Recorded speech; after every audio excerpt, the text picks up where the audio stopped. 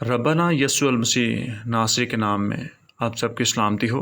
میں عادل ڈیوڈ آپ کی پیش خدمت میں حاضر ہے۔ آج جو ہمارا ٹاپک ہے وہ دائمی عہد بندی، مسیحی نکاح کی الہیات، فادر ایمینوئل آس کی بک میں سے جو کوٹیشن، جو حوالہ میں آپ کے سامنے پیش کرنے کو ہوں وہ اسی کتاب سے لیا گیا ہے۔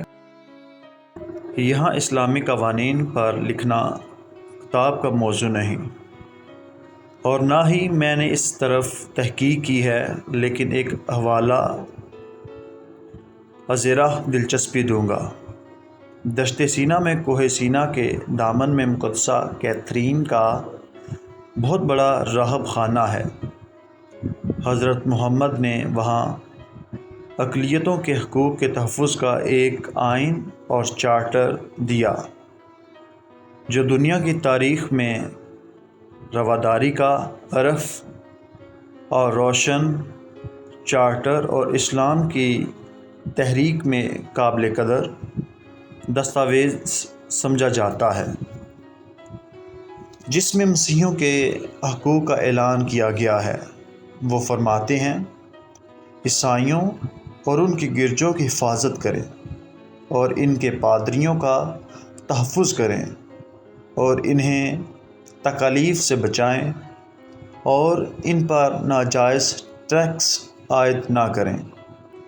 کسی زائر کو زیارت سے نہ روکیں۔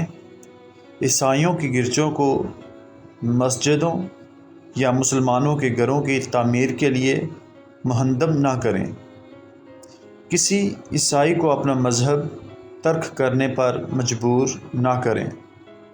عیسائیوں کی وہ عورتیں جن کی شادیاں مسلمانوں سے ہوئی تھیں، انہیں اپنا مذہب ترک کرنے پر مجبور نہ کریں۔